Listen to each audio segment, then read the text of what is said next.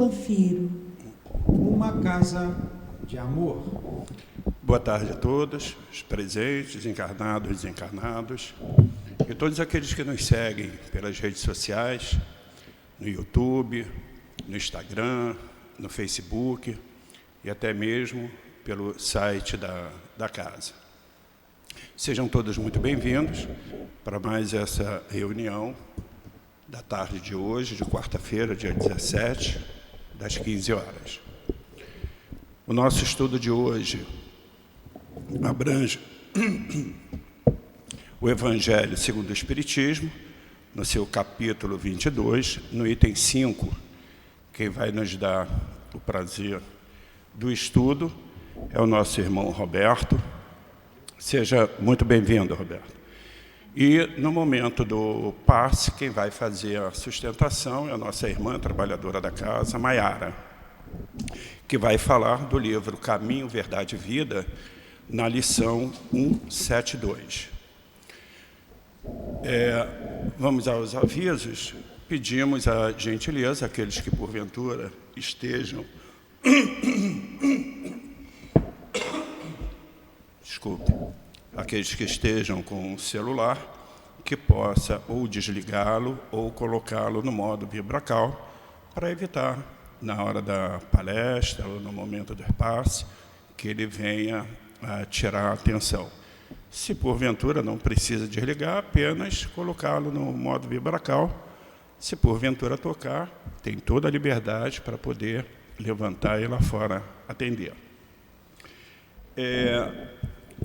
Lembrando que tudo a respeito da casa pode ser visto, né? A programação toda da casa pode ser visto pelo site www.centroespiritautivo.panfiro, tudo junto.com. Ali nós temos toda a programação de estudo, de reuniões públicas, da obra social, enfim.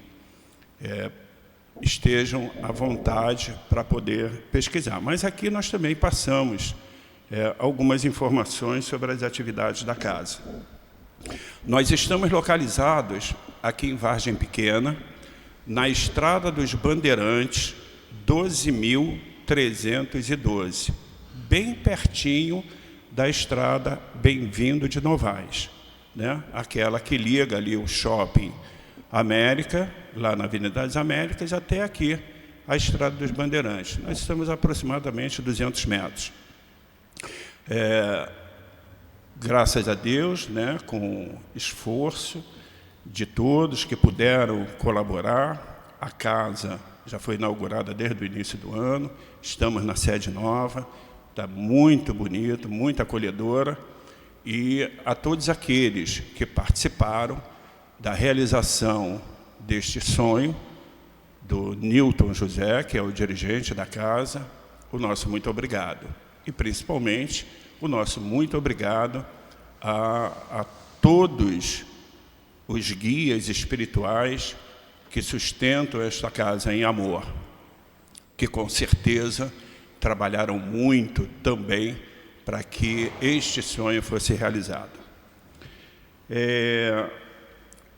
A nossa casa tem estudo nas segundas, terças e quintas-feiras, tanto pela manhã como a parte da tarde e à noite.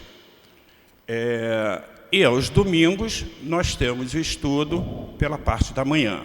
Às quartas-feiras é reservado para as reuniões públicas e o passe de cura, que acontece no horário das 10, das 15 e das 19 horas, toda quarta-feira. No sábado, nós temos a reunião pública às 10 e às 17 horas. E aos sábados, começando por volta de 8h30, nós temos também a obra social de Antônio de Aquino, que vai até por volta de 11h30, meio-dia, que recebemos cerca de centenas de famílias, que as crianças vão para as salas de evangelização, as mães recebem todo o carinho, a orientação e os ensinamentos do Mestre Jesus. E no salão, aqui, é realizado a nossa reunião pública, né? Já com bastante antecedência, nós já estamos informando também que em novembro nós teremos o 5º encontro espírita Jesus, Médico das Almas. Começa às 9 horas e vai até por volta de meio-dia. Então, apesar de já estarmos em julho, mas, como diz o velho ditado, né, o tempo uiva, ele voa. Quando nós piscamos, já estaremos em agosto. No segundo piscar, já estaremos em setembro, outubro e novembro. Pronto. Aí já estaremos aqui, recebendo absolutamente todos para esse encontro, que será magnífico, como foram todos os anos anteriores. Com relação a toda a casa espírita, ela necessita da ajuda de todos. Ajuda no sentido de poder ajudar as famílias carentes, né? Então, como disse, aos sábados nós fazemos a obra social, em que centenas de famílias aqui chegando tomam o seu café da manhã. No final das atividades, todos participam do almoço e, durante toda a semana, a casa fornece quentinhas, né? E tudo isso por intermédio de todos aqueles que nos ajudam, não só na parte de alimentos, como também na parte de material, de limpeza. E para os assistidos, moradores de rua, todos aqueles que puderem colaborar com roupas, cobertores, travesseiro, nós estamos entrando agora na estação de baixa temperatura, em que nós, em casa, nos acolhemos com cobertores, né, cobertas, nos sentimos bem quentinhos, agasalhados. A esses irmãos que são moradores de rua, muitas vezes se cobrem com jornal. Então, todos aqueles que puderem colaborar, roupas que estejam em bom estado, mas que a pessoa já não use, faça a doação, porque nós vamos repassar isso para esses assistidos. Então, fica aqui, desde já, o nosso sincero agradecimento a todos aqueles que colaboram, todos aqueles que ajudam com a casa. E se, porventura, não houver a possibilidade financeira de ajudar, nesse sentido, ajude com a oração. Ela também vai corresponder bastante para o nosso progresso. Tá ok? Bom, como disse, o nosso estudo é do Evangelho segundo o Espiritismo, no seu capítulo 22, no item 5. Capítulo 22, que fala: não separeis o que Deus juntou. E o item 5 nos fala do divórcio. Mas, antes de fazer a leitura do Evangelho, nós vamos fazer da abertura, que é do livro Caminho, Verdade e Vida, na lição 172, que nos fala das lágrimas, que diz: vinde a mim todos os que estáis cansados e oprimidos, e eu vos aliviarei. Jesus. Está em Mateus 11, 28. Ninguém como Cristo espalhou na terra tanta alegria e fortaleza de ânimo. Reconhecendo isso, muitos discípulos amontoam argumentos contra a lágrima e abominam as expressões de sofrimento. O paraíso já estaria na terra se ninguém tivesse razões para chorar. Considerando assim, Jesus, que era o mestre da confiança e do otimismo, chamava ao seu coração todos os que estivessem cansados e oprimidos, sob o peso de desenganos terrestres. Não amaldiçoou os tristes, convocou-os à consolação. Muita gente acredita na lágrima sintoma de fraqueza espiritual.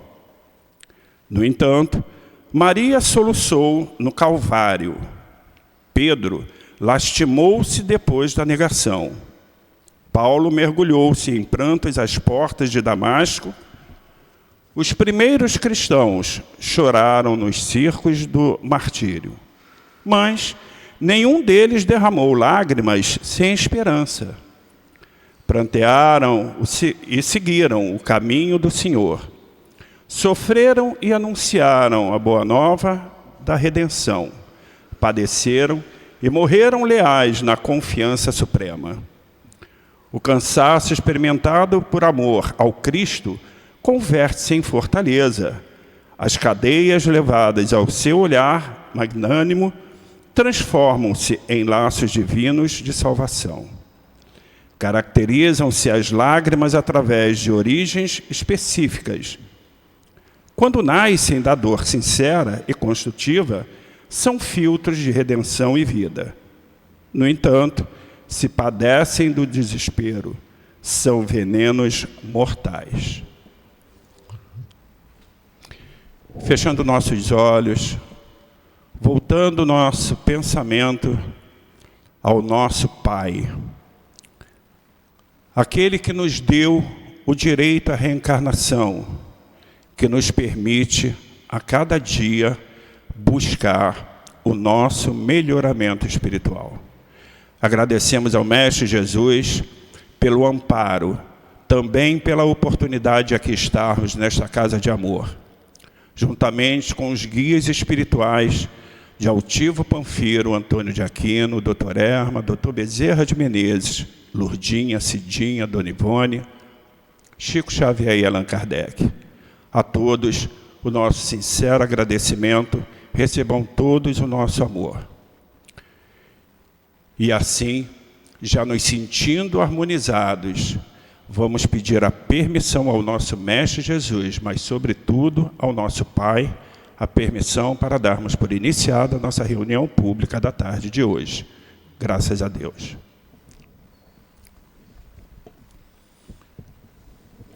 E agora sim, do estudo do Evangelho segundo o Espiritismo, no capítulo 22, não separareis o que Deus juntou. No item 5, o divórcio, que nos fala: o divórcio é uma lei humana que tem por objetivo separar legalmente o que está separado de fato. Não é contrário à lei de Deus, pois apenas reforma o que os homens fizeram, e só é aplicável nos casos em que a lei divina não foi levada em consideração. São 3h04, passamos a palavra ao nosso irmão Roberto, vai até às 15h50. Que Jesus lhe abençoe. Bom, obrigado. Que Jesus abençoe a todos. É sempre um prazer estar aqui no SEAP. E hoje o tema é desse capítulo, né, de uma fala de Jesus: não separeis o que Deus juntou. E eu vou falar sobre o divórcio. Tudo que nós falamos sobre o Evangelho que Jesus deixou, nós temos que entender pela visão espiritual, sempre, né? Até porque se nós formos falar de leis de divórcio, os espíritos não dão atenção às leis humanas, porque elas são imperfeitas e porque variam também de país para país. Cada país tem suas leis. As leis do Brasil não são válidas na Arábia Saudita. Existem países em que o homem pode casar com mais de uma mulher, desposar mais de uma mulher. Aliás, eu nunca vi o contrário, né? Uma mulher desposar mais homens. Deve até existir, se você for pesquisar, mas assim eu não lembro. Agora, um homem ter várias esposas, isso existe. Como é que é a lei desses países? Não sei. Quando os espíritos vêm falar de lei, a lei que vale é a lei de Deus, a lei de amor. E qualquer relação E hoje as relações, se a gente for falar de casamento hoje em dia, é tão complicado, né? Porque a gente vê o casamento de um homem com uma mulher. Mas hoje as coisas estão tão diversificadas e tão estranhas, né? Que a gente poderia falar de vários tipos de casamento. Mas tomando como base aquilo que é o natural, né? O que a gente entende que Jesus estava falando aqui no Evangelho, o casamento entre um homem e uma mulher, existe uma fala dele em que ele está falando com o doutor da lei. E os doutores da lei da época só queriam uma coisa, derrubar Jesus. Como é que era a mulher? Como é que a mulher era vista perante o povo hebreu? Não sei se vocês sabem disso. A mulher ficava em segundo plano na sociedade. Ela não tinha voz ativa. Às vezes ela não era permitida participar de reuniões. Eram reuniões sobre os homens. Com a presença dos homens. Eu tive a oportunidade de ir lá em Jerusalém, anos atrás, e na época que eu fui, hoje já mudou, naquele muro do templo, lá de Salomão, né? O muro das lamentações era separado, a parte dos homens e a parte das mulheres, não se misturavam. E numa parte interior do que restou do templo, onde ficam os rabinos, as mulheres não entravam. Né? Isso, século 21. Isso tem bastante tempo. Eu fui várias vezes lá porque eu trabalho com uma empresa de lá. Então, naquela época, a mulher, por exemplo, o testemunho dela não valia perante um juiz. Aconteceu alguma coisa, não, a mulher não pode testemunhar. Então era assim, a mulher era realmente muito oprimida, como é ainda em alguns lugares. Então, os doutores da lei vão pegar a lei de Moisés, porque vamos entender, tem os 10 mandamentos, né? As leis de Deus, aquilo que é considerado até hoje como, apesar de tanto tempo, válido. E tem as leis que Moisés promulgou para dar uma ordem naquela sociedade, daquele povo hebreu, né, que a princípio ficou preso lá no Egito, foram libertados, ficaram vagando durante anos, até chegar lá naquela região, onde eles novamente assumiram aquela região. Tiveram que guerrear para reconquistar a terra onde eles viviam antes. Então Moisés, ele promulga uma série de leis. Então olha só, o doutor da lei vai chegar para Jesus, querendo encostar ele contra a parede, né? E o texto começa assim: também os fariseus, que eram os doutores da lei, né, vieram ter com ele, com Jesus, para o tentarem. E lhe disseram: será permitido a um homem despedir sua mulher por qualquer motivo? Aí Jesus respondeu: não lestes que aquele que criou o homem desde o princípio os criou macho e fêmea? E disse: por essa razão o homem deixará seu pai e sua mãe e se ligará à sua mulher, e não farão os dois senão uma só carne? Assim já não serão duas, mas uma só carne. Não separe, pois, o que Deus juntou. Então Jesus está considerando aqui que aquelas pessoas se uniram por amor, e que, a partir do momento que os dois vivem uma vida em conjunto, eles são como se fosse um só. O que um tem direito, o outro tem direito. Né? Eles se farão uma só carne nesse sentido. Deixa de ser duas individualidades, eles vão viver em conjunto. Vão tomar decisões juntos. Essa era a visão de Jesus. Totalmente coerente com qualquer pessoa hoje racional, e que entenda, né, que deva ser assim. E não cada um, se juntaram, mas vive separado. Né? Então, não, Jesus está falando, passa a ser um só. E por essa razão o homem deixará seu pai e sua mãe e se ligará à sua mulher. Você vai deixar a sua família e vai viver com ela, né?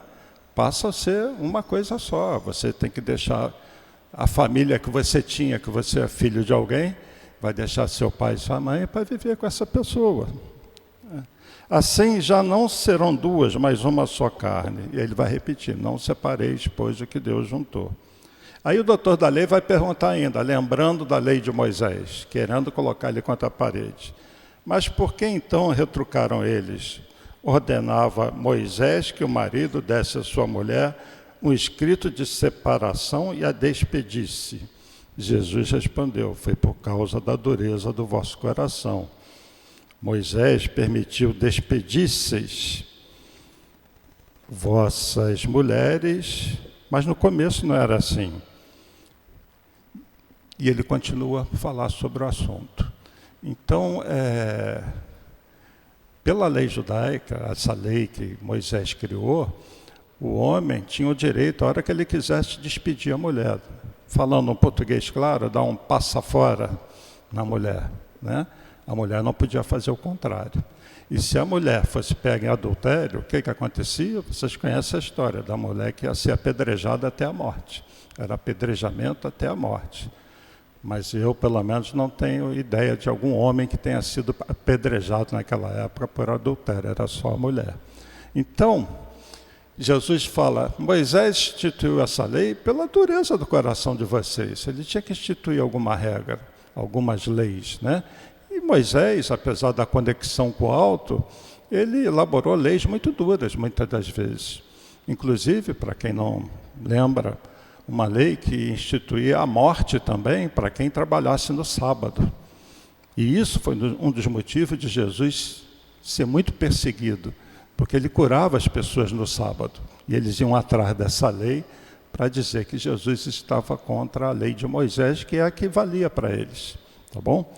Então, nesse contexto daquela época, a gente vai entender que Jesus está falando da lei de amor, que é a lei que deveria prevalecer hoje também, né? Porque qualquer relação entre dois seres que resolvem se unir, hoje você pode até, um homem e uma mulher se unem e não vai no cartório, não vai na igreja, simplesmente resolvem viver juntos, né? Vocês devem conhecer vários casos assim, se é que alguns de vocês não vivem assim. Não foram em cartório, não regularizaram aquilo, mas vale o quê? A relação um com o outro, a palavra de um com o outro. A partir do momento que resolvem viver juntos, né, eles estão assumindo compromisso um com o outro. Mais importante do que qualquer contrato, porque contrato se rasga, não se cumpre, né? Ele exige certas coisas. E quando você vai no cartório, no casamento, eu não entendo muito disso, que não é minha área, você está firmando um contrato. Inclusive tem aquela coisa de separação de bens, né, que é até compreensível. Às vezes uma pessoa tem muitos bens, e a questão da família, e eles fazem um acordo, como que vai ser essa união, né? Mas isso, perante Deus, não vale nada. O que vale é o tratamento de um com o outro, é o amor de um com o outro, é o respeito de um com o outro. No espiritismo a gente não tem casamento. Alguém já viu alguém casar numa casa espírita, né? Mas nada impede de um casal vir aqui, até numa reunião dessa, faz uma prece, assume um compromisso com a espiritualidade, sem ter cerimônia. Porque mesmo na igreja, seja qual for, não é só na católica, na ortodoxa, nas outras, é simplesmente uma cerimônia, né? Perante Deus, o que vale é o que os dois têm no coração, o que aquelas pessoas resolveram na hora de se unirem, né? E devem ter uma relação de justiça, de amor, de fidelidade, de companheirismo, né? Ter benevolência, indulgência, perdão, que é a caridade um com o outro. E aí que começam os problemas. Porque como nós somos muito imperfeitos, será que entre casais existe sempre benevolência? Ou existem casos em que, num determinado momento, um está agredindo o outro? Agressão física. Existe isso? Claro que existe. Existe benevolência para quem agride. O normal é que o homem mais forte, né, agrida a mulher. Mas eu já vi casos da mulher incestar o homem, enfiar o cacete no homem e o homem sair correndo. Mas o normal, né, pela condição física, é que o homem agrida a mulher. Eu pergunto, isso acontece? Acontece. E muitas vezes eles continuam casados. Como é que fica o amor ali? Vai esfriando, porque sofreu uma agressão de alguém que você fez um compromisso de ficar junto, né? É igual uma mãe ser agredida por um filho, guardadas as devidas proporções. Um casal, um agrediu o outro. Mas a agressão mais comum é das palavras. E começa aquelas brigas, aquela discussão, em que cada um quer ter razão e fala mais alto que o outro. Além da falta de benevolência, falta indulgência. O que é indulgência? A capacidade de você aceitar o outro com a imperfeição dele. Você aceita, sabe que o outro é imperfeito. E muitas vezes, entre o casal, não existe a indulgência, porque você precisa conhecer a outra pessoa para viver junto, e às vezes, até precipitadamente, resolvem morar juntos. E só com o tempo, você vai conhecendo a outra pessoa. É aquela coisa, né? Para você conhecer uma pessoa, tem que comer 1 quilo de sal junto, porque o sal vai ser só pitadinha, né? Depois que você comeu 1 quilo, você conhece a pessoa. E muitas vezes, quando você conhece a outra pessoa na intimidade, é diferente da época de namoro, de sair, em que tudo era maravilhoso. Você conhece a pessoa com as imperfeições que ela tem. Agora, num casal, quem que é perfeito? Os dois são imperfeitos. Nós não estamos num mundo de pessoas perfeitas. Então, sempre numa relação, é preciso um respeitar, um entender o outro, dar um desconto para certas coisas. Às vezes a pessoa de cabeça quente fala coisas que não deveria falar. Mas quando isso acontece, o que deveria acontecer também? O perdão. Me perdoa, eu falei. Agressão, então, às vezes é difícil. Eu agredi, você me perdoa, eu prometo nunca mais fazer isso. E aí cabe a outra pessoa perdoar, né? Essa talvez é um pouco mais difícil, mas acontece. Agora, essa agressão verbal é muito comum, né? E benevolência, indulgência e perdão é a caridade conforme entendia Jesus. Só ver lá a pergunta 625 do Livro dos Espíritos. Ou seja, entre o casal, precisa haver caridade, né? Benevolência, indulgência e perdão. Sem falar outras coisas, de justiça, lealdade. Então, numa relação, num casamento, acontece do casal se decepcionar um com o outro, né? Aquele amor vai esfriando. Aí eu pergunto, vocês acham que esse casal deve continuar vivendo assim? Se eles às vezes se dão chance ou não conseguem se reconciliar, às vezes o melhor é eles se separarem, não é? Fica aí para a opinião de cada um. E aí, se foi feito um contrato, precisa desfazer aquele contrato. Tempos atrás, repito, eu não entendo dessa área, na área jurídica, mas eu pesquisei, existia o desquite. Eles separavam, mas continuava lá o contrato assinado. Só em 1977 que veio a lei do divórcio. Aí, além da separação, aquele contrato ele é desfeito. Ainda tem a separação amigável e a não amigável. E aí as coisas às vezes se complicam, né? Uma coisa que deve ser considerada por vocês, quem está em casa aí assistindo, é que sempre que acontece separação ou divórcio, existe uma diferença entre 2 adultos que se separam sem filhos e 2 adultos que se separam com filhos. Porque nessa imperfeição do homem, muitas vezes o filho é usado como fator de agressão contra o outro. Não, eu vou separar, mas você não vai ver meu filho. Não acontece isso? E um deles fica e o outro sua, porque o amor é dos dois, né? Da mãe e do pai. E não se justifica usar o filho como motivo de agressão ou de chantagem, porque a criança sofre com isso, né? Vamos ver o divórcio do ponto de vista de uma criança que vê 2 pais se separando. Pode ser difícil psicologicamente, emocionalmente para a criança, para ela entender. Agora, se eles se separam bem, sem grandes brigas, e os 2 vão ver a criança, os 2 vão poder ver, e às vezes até juntos saírem com a criança, apesar de estarem separados, para a criança isso é muito menos traumático. Mas quando é que acontece essa compreensão dos 2, de que a criança não tem a culpa pela relação dos 2 ter se deteriorado, e a criança ser usada como motivo de chantagem ou de agressão, que é outra coisa que acontece muito. E quem faz isso está assumindo graves compromissos espirituais, porque foi colocado um ser ali para os 2 orientarem, darem amor, e aquele ser é usado como motivo de agressão, um contra o outro. Então isso tem muita repercussão negativa espiritualmente. E é possível que aquela criança cresça carregando um trauma. E muitas vezes odeia um dos dois, ou odeia os dois. Pode acontecer também. O Martins Peralva, ele classifica os casamentos, eu acho isso interessante. A maior parte dos espíritas conhece isso. Martins Peralva tem um livro muito importante, Estudando a Mediunidade, que ele fala de uma obra, Domínios da Mediunidade, que é um livro importantíssimo, que deve ser estudado por todo mundo que trabalha com mediunidade, reunião mediúnica.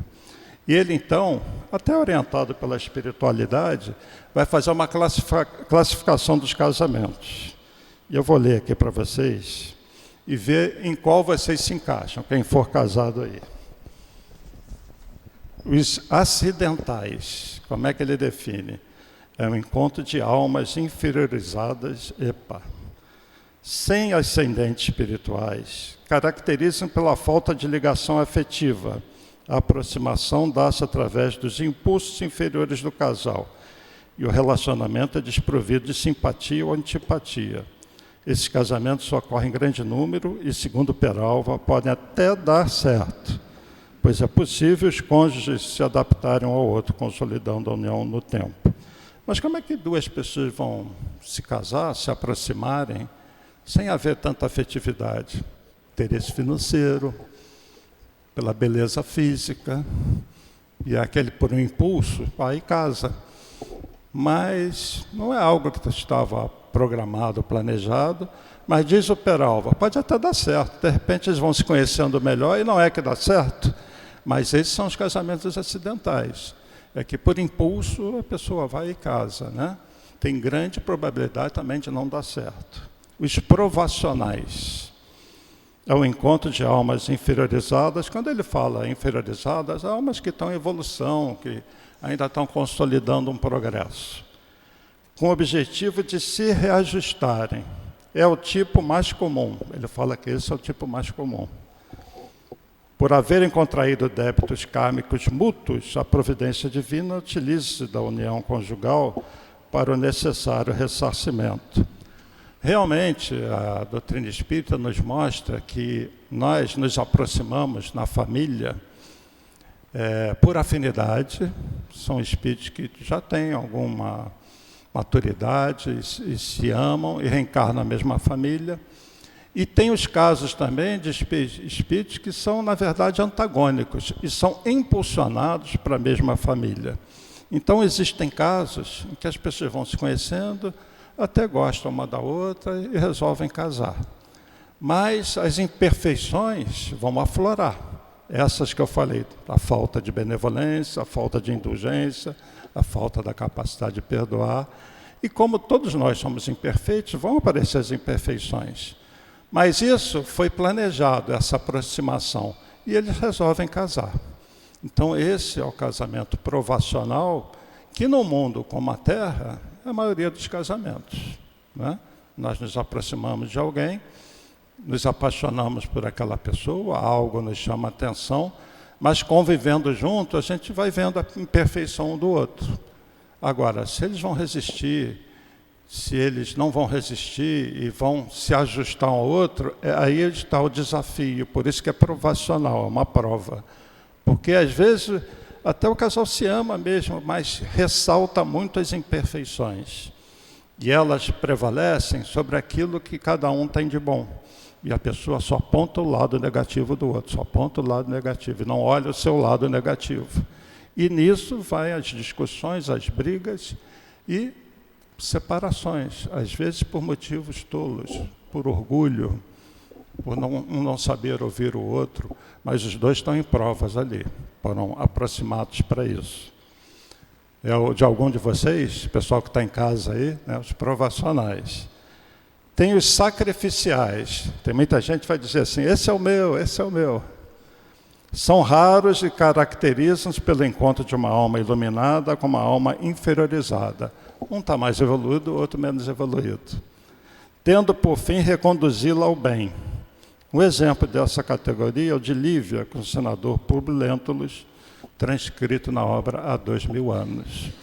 Então, para quem não conhece há 2000 anos, é um romance do Espírito Emmanuel, pela psicografia do Chico, em que um senador, Públio Lentulus, né, com a sua esposa Lívia, você lê a obra e vai ver, pô, Lívia é um espírito muito elevado. E o Públio Lentulus, orgulhoso, cheio de problemas, né, acabou causando um mal terrível a Lívia. Esse Públio Lentulus veio encarnando, depois como escravo, uma obra descrita há 50 anos depois, e ele vem reencarnando. E todo mundo conhece ele, é o Emmanuel, né? Que, ao longo das reencarnações, foi se transformando num espírito de ordem mais elevada, e que auxilia na Terra até hoje. Segundo alguns, ele está reencarnado já.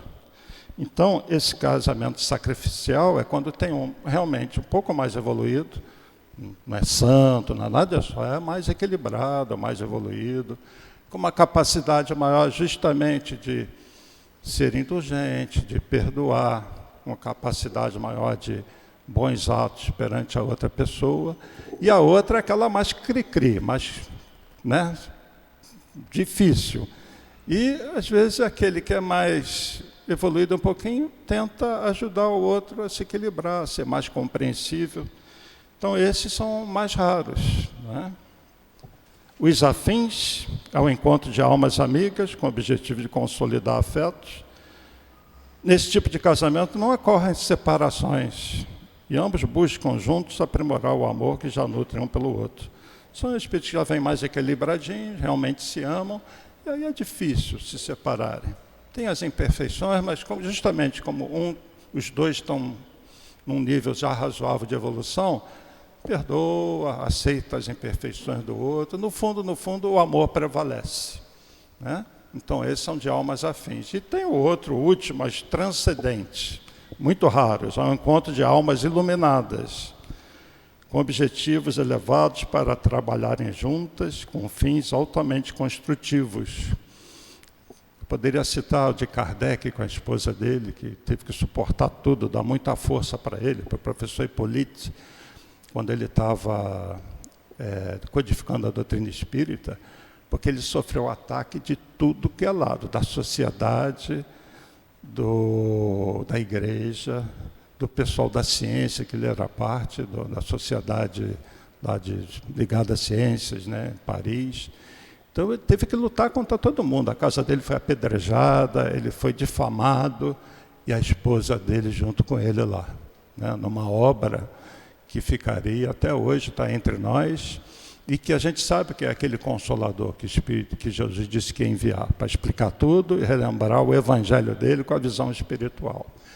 Por que eu li isso? É justamente porque o divórcio acontece numa dessas situações. E na maior parte dos casos, uma das pessoas, pelo menos, está nesse processo de não saber suportar o outro. E às vezes a pessoa, se você for ver na intimidade, ela nem se suporta. Então, se ela nem se suporta, porque o nosso grande desafio é vencer a nós mesmos, as nossas imperfeições, se nós já trazemos imperfeição muito grande e somos muito cabeça dura, muito fechados, fica muito mais difícil você aceitar a perfeição do outro, já que você mesmo não se vê como orgulhoso, como vaidoso, como egoísta, como uma pessoa ainda com um certo desequilíbrio emocional, porque isso acontece muito também. As pessoas, às vezes, qualquer coisa, elas ficam abaladas, só de ouvir alguma coisa. Não tem aquela firmeza de atitude. Então, numa relação, qualquer deslize do outro lado, aquele que está aqui, que não tem um mínimo de equilíbrio, se desequilibra completamente. Tá? E aí vem a questão do divórcio. Por isso, pela espiritualidade, priorizar a lei de amor e não a lei humana, que é muito falha, e que também varia de país para país, e a espiritualidade não vai ficar julgando se os árabes podem casar com mais de uma mulher ou não. O que prevalece para eles, aí eu vou falar pelo que eu sei, você vai casar com 2, 3 mulheres, dê amor, seja justo, seja caridoso, né? Aí é a responsabilidade do espírito. Mas perante a lei lá deles, ou de qualquer outro país, isso é lei dos homens, não tem nada a ver com a lei de Deus. Por isso, esse texto começa assim, do item 5. O divórcio é lei humana, que tem por objeto separar legalmente o que já de fato está separado. É claro, na verdade já estão separados. Se existe um contrato assinado ou não, se a relação é de boca, se casaram no religioso, nada disso vale. Porque se eles estão numa situação de conflito, na verdade já estão separados, né? E muitas vezes, mesmo, eu vou usar de novo o português claro, quebrando o pau, às vezes resolvem morar juntos. Eu conheço pessoas que moram juntas, em que o marido sai com outra, a mulher sai com outro, os dois sabem, e fica assim mesmo. Então, existe uma infinidade de situações nessa questão do casamento. Então, o divórcio é lei humana. Então, perante Deus, ter o contrato, não ter o contrato, se desfez o contrato, isso não importa. E o que importa é como se trata, é o respeito, é o amor que cada um tem por outro.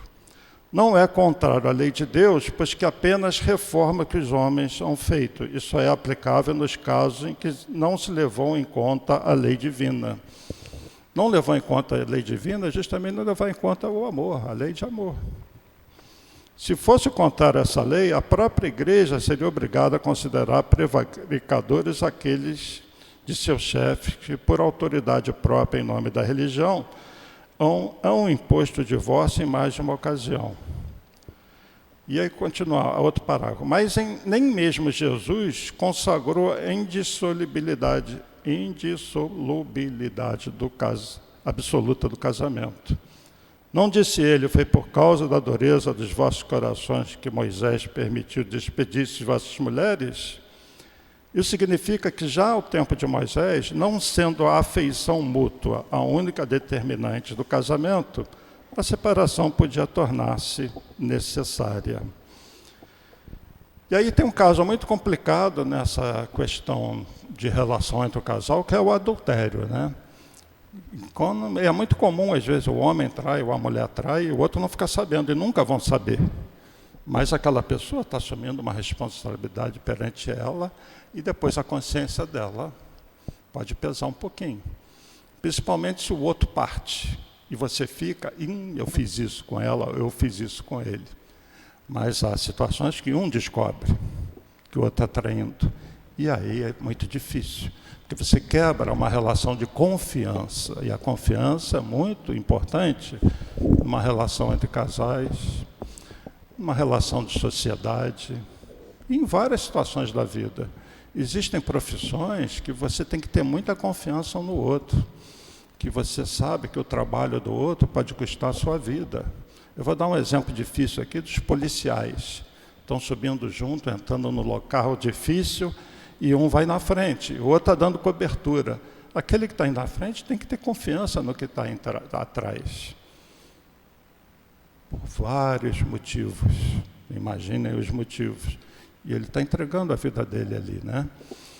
Numa cirurgia, uma equipe médica, uma enfermeira, um que tem que confiar no outro, é um trabalho em equipe. Então, muitas vezes, o trabalho é em equipe.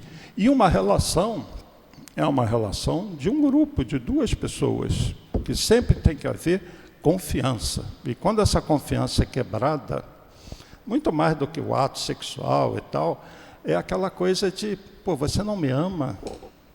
E o sexo é uma coisa muito forte, né? Muito forte, entre duas pessoas. Então, isso destrói o psiquismo de uma pessoa. Quando ela descobre que o outro está fazendo aquilo, a pessoa fica destruída. E aí fica muito difícil, muito difícil reatar a relação. A não ser que exija um nível de perdão muito grande, e isso acontece. Eu conheço casos de acontecer isso, um perdoar o outro, e estão juntos até hoje. Acontece, mas convenhamos, é muito difícil, né? Então, existem tantas situações que o divórcio pode acontecer, que ele se justifica, que não vai contra as leis de Deus, não é o divórcio em si, mas os atos dessa relação que importam. por exemplo, no divórcio causado por um adultério, não é o adultério em si, né? Não é o contrato em si que é o problema, é o ato. Isso vale para qualquer ato que se afaste da lei de amor. Voltando àquelas coisas do dia a dia, tratar mal. Quantos casais existem que um trata mal o outro? Sabe aquele homem casca grossa, duro, né? Orgulhoso, que chega em casa, joga o chinelo, cadê a janta? E cobra da mulher, e às vezes não dá um carinho. Isso acontece muito, acontece demais. Hoje em dia, essas distâncias estão diminuindo, as pessoas estão ficando mais conscientes, né? Mas essa situação, que era muito comum no tempo da minha mãe, talvez de algum de vocês aqui, da mulher ser a dona de casa e o homem trabalhar, que está mudando muito isso, a mulher às vezes era tratada como se fosse uma escrava, né? Ela tinha que fazer aquilo, não tinha descanso, e às vezes a pessoa não tem condições de arrumar alguém para pagar, para limpar a casa, e a idade vai chegando, fica mais cansativo limpar a casa, fica mais cansativo estender a roupa, lavar a roupa, mais cansativo fazer a comida, né? E quando falta o dinheiro? E quando o marido é desempregado? Se os dois também não tiverem muita força, muita confiança no outro, muita fé, né? Às vezes o casamento se desfaz, porque tudo também vai bem enquanto tem o dinheiro. Quando falta o dinheiro, se cortar a conta da energia, então desgraça total, né? E aí acontece aquelas coisas, quando o calo aperta. Tinha um plano de saúde, já não tem mais. Tinha isso, não tem mais. Podia comprar um queijo, uma carne, não pode comprar mais. E aí o casal vai vivendo privações que são provações também. Porque não tem aquela coisa no casamento clássico na igreja, na riqueza e na pobreza, na saúde e na doença. Tem que ser. Como Jesus disse, a partir do momento que os dois se unem, é uma só carne. Vocês dois são um. No sentido de que vocês têm que se amar, vocês têm que estar juntos em qualquer situação que aconteça, para o bem e para o mal. Também acontece, às vezes, né, ganha na loteria, o cara dá no pé, deixa a esposa. Se for a esposa, também pega o dinheiro, dá no pé, deixa o marido. Quer viver sozinho, vai meter o pé na jaca. Mas aí é só uma exceção, né? O mais comum é isso, são as pessoas não se suportarem por imperfeição delas. Então, por isso que o divórcio, resumindo, fica muito claro aqui no texto, é algo compreensível, aceitável, tá bem? O que importa é o que cada um leva no coração e o que cada um fez, o mal que porventura tenha feito ao outro.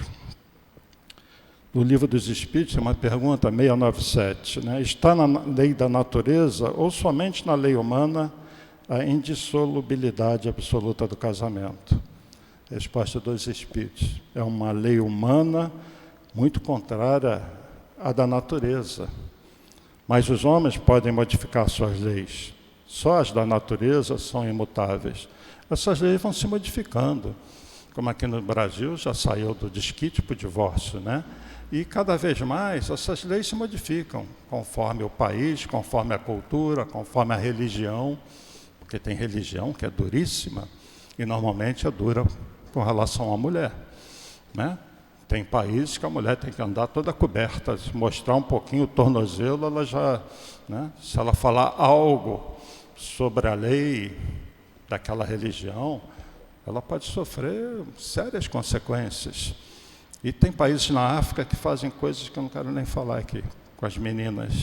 Então, ainda existe muita opressão, porque existe muita ignorância.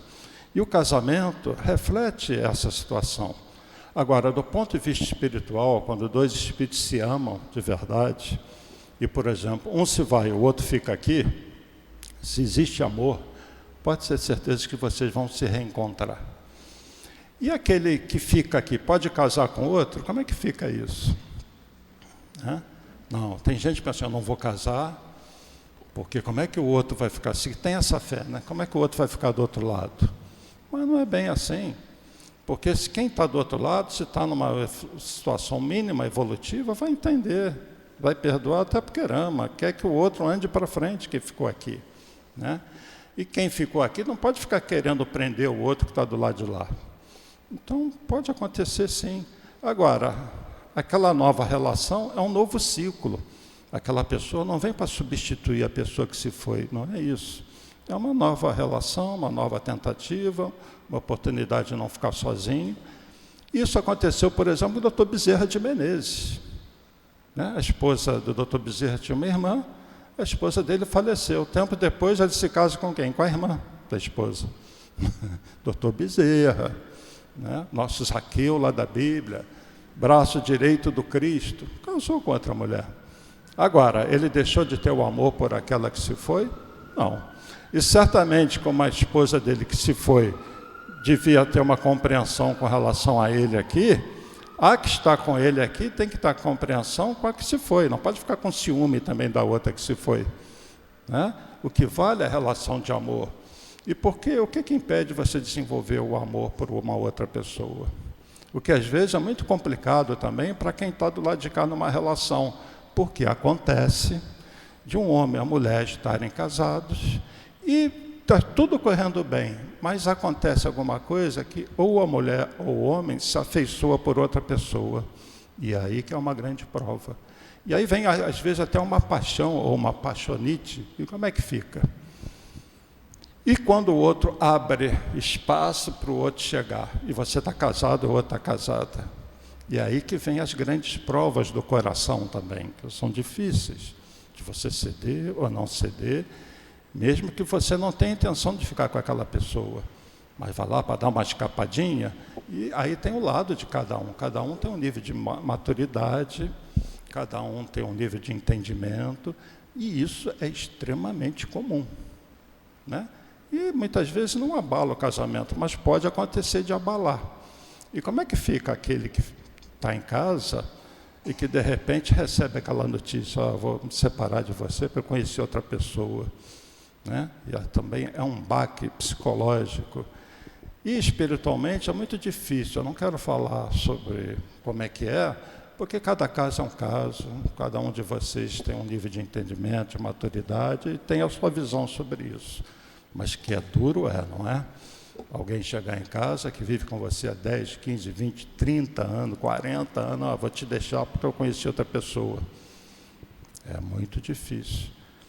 E é muito comum, eu vou falar meio de brincadeira, mas é sério, quando os dois, a idade vai avançando, um deles quer um modelo mais novo, é igual carro, né? Eu tenho esse modelo aqui, eu vou no mais novinho, ou numa mais novinha. E aí vai no impulso. E depois tem grande arrependimento, né? Porque vai naquela coisa dos casamentos, como é que é o nome que Peralva dá? Os casamentos acidentais, que a pessoa vai por impulso, não vale tanto o amor. Então acontece tanta coisa na nossa vida, e finalizando, nós temos que ver tudo na nossa vida como lições. Então, a grande lição do amor está dentro de casa. O amor, a caridade, começa dentro de casa. Começa na nossa relação entre marido e mulher, pais e filhos, entre irmãos. Aí começa a caridade. E nós somos colocados em prova o tempo todo. E, por ser um planeta pouco evoluído ainda, querendo mudar para uma outra fase de regeneração, acontece muito essas situações de separações, de duas pessoas que não vivem bem, e às vezes vão até morrer, mas não vivem bem, não são mais felizes juntas, porque são espíritos totalmente imperfeitos, né? Como será nos mundos superiores?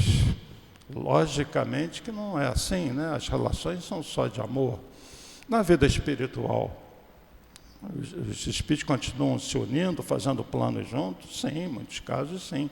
Depende muito do nível que cada um está do lado de lá, mas é muito comum de casais que já estão equilibrados, vão para uma colônia, numa situação às vezes até um pouco melhor, e fazem planos de reencarnar juntos.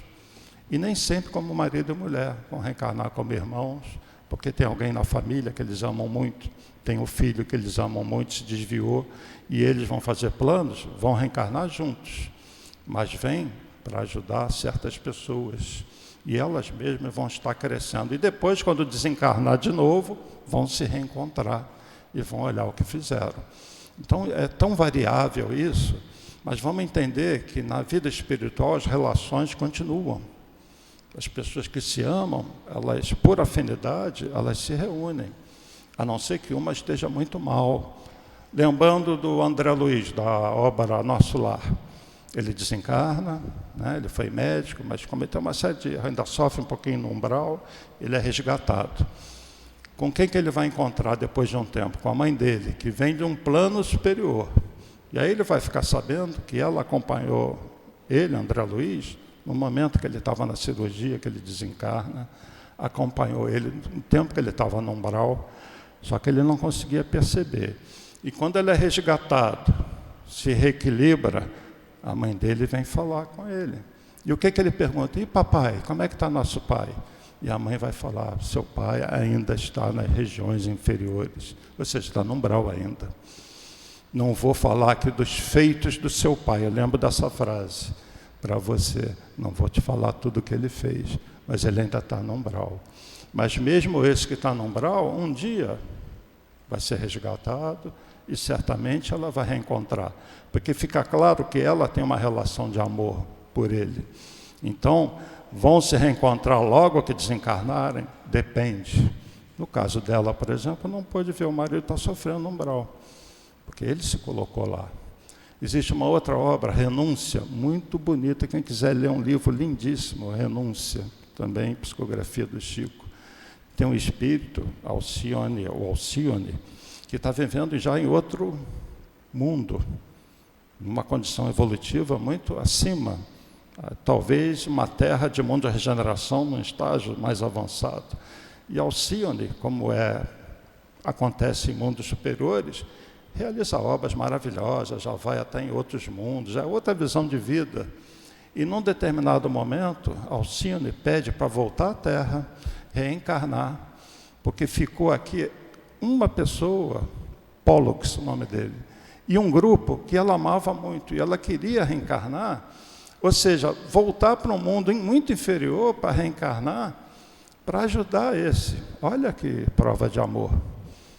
E até o mentor dela, daquele mundo, vai falar, você vai voltar para a Terra? Você sabe o que você está pedindo?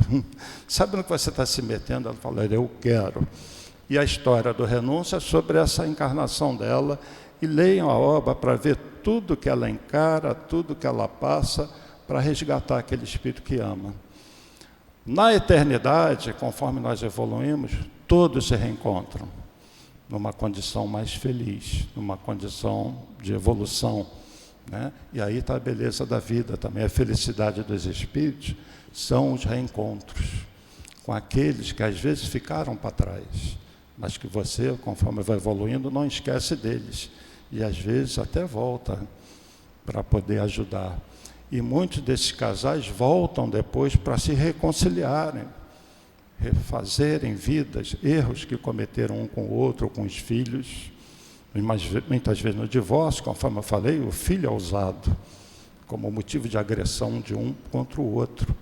E isso precisa ser resgatado. E às vezes vão voltar ali, viver certas situações. Porque no mundo de provas, é isso, nós somos colocados em provas. Venceu as provas, diz Emmanuel, você passou por aquilo várias vezes, não caiu mais, o progresso está consolidado. Você não precisa mais passar por provas. E o mundo de regeneração, o mundo de espíritos que já venceram grandes provas, né? E agora vão se esforçar no sentido do conhecimento e do amor. Mas o nosso tempo terminou. Espero que cada um faça reflexão sobre essa condição de relação na família. Como é que vai a relação de vocês, marido e mulher, pais e filhos, se alguém já partiu, as decisões que temos que tomar, o uso do nosso livre-arbítrio. Muito cuidado com o que nós fazemos, com o que nós falamos, com aqueles que convivem conosco, seja marido, mulher, filhos, filhas, seja qualquer condição de casamento, né, ou de união de dois seres, porque nós temos muita responsabilidade, tá bom? Então, que Jesus abençoe a todos, minha gratidão à presença de vocês, o pessoal que está em casa, os que estão aqui no outro plano, que Jesus envolva a todos em muita luz. Agradecemos ao nosso irmão, amigo Roberto, pelo estudo, e vamos passar para o segundo momento, que é o momento do passe. Pedimos a gentileza aos médicos para se posicionarem. Informando que aquele senhor de camisa branca na última cadeira veio do passe de cura.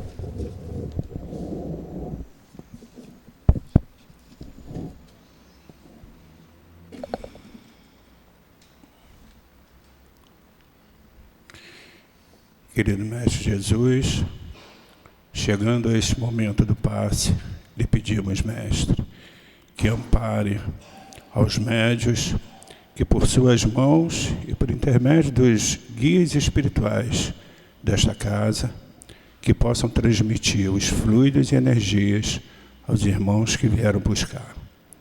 Pedimos a sua permissão, Mestre Jesus, para darmos por iniciado o momento do passe. Graças a Deus. Lágrimas. Vinde a mim, todos os que estáis cansados e oprimidos, e eu vos aliviarei. Jesus. Jesus também nos disse que no mundo teríamos aflições. E Emmanuel nos traz a reflexão de que é lícito chorarmos, que as lágrimas não são sinais de fraqueza espirituais, e ele vem nos trazendo toda essa riqueza desse entendimento, nos fala também dos grandes exemplos que temos dentro do Evangelho, que eles também sofreram, choraram, nos traz o exemplo de Maria, que chorou no pé do madeiro, nos traz também sobre Pedro, que quando ele lembra das palavras de Cristo, que ele iria o negar, ele chora também, mas que todos esses exemplos tinham nas suas lágrimas ingredientes de fé e de esperança. E também temos um outro exemplo, um exemplo de Judas, que quando ele se dá conta do seu equívoco, ele chora amargamente e se entrega ao desespero, que é um sentimento muito perigoso, onde nós precisamos ter muita atenção, porque gera culpa, remorso, e são sentimentos que não nos auxiliam em nada. Então, que meditemos no teor das nossas lágrimas, na origem dos nossos choros, que é lícito chorarmos. Muitos são os motivos pelos quais a nossa alma chora, mas que tenhamos sempre nos nossos corações a esperança e a fé, porque não há dificuldade que não possa ser vencida sem a fé e a esperança em Deus e em Jesus Cristo. Muita paz a todos nós. Agradecemos a nossa irmã Maiara pela sustentação. E chegando ao final de mais esta reunião pública da tarde de hoje, fechemos nossos olhos, voltemos o pensamento e pedimos ao Pai que perdoe as nossas imperfeições, mas que receba o nosso agradecimento pelo direito à reencarnação. Viemos em busca do nosso melhoramento. Queremos voltar bem melhores do que quando aqui chegamos. E só conseguiremos a partir do momento em que seguirmos os ensinamentos do Mestre Jesus. Sabemos que estamos no caminho. Ele é longo, mas estamos no caminho pela doutrina espírita. Muito obrigado a toda essa espiritualidade amorosa que sustenta o pilar de amor desta casa, Centro Espírita Altivo Panfiro. Agradecemos ao Altivo Panfiro, Antônio de Aquino, Dr. Erma, Dr. Bezerra de Menezes, Lourdinha, Cidinha, Dona Ivone, Chico Xavier e Allan Kardec. Agradecemos pela oportunidade de aqui estarmos. E lhe pedimos, Mestre Jesus, que nos ampare no retorno aos nossos lares. Que a espiritualidade amorosa, os nossos guias espirituais, nosso anjo da guarda, possa nos acompanhar, dando continuidade à harmonia que nós conquistamos ao chegarmos nesta casa. E assim, nos sentindo abençoados, pedimos a permissão, através do nosso amor por Ti, Mestre Jesus, mas, sobretudo, pelo amor do Pai, a permissão para darmos por encerrado a reunião pública da tarde de hoje. Graças a Deus.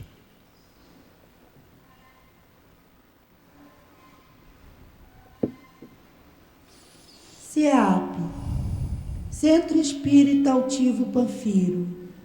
Uma casa de amor. Lembrando a todos, aqueles que sentirem necessidade de atendimento fraterno, permaneçam sentados em seus lugares, que o médium irá em sua direção. Que a nossa livraria está com um desconto bem considerável, inclusive o livro do Evangelho segundo o Espiritismo, por apenas R$10. Vale muito a pena poder visitar ali a livraria e, no ensejo, a cantina também, que está todo vapor. Muito obrigado à presença de todos. Um ótimo dia.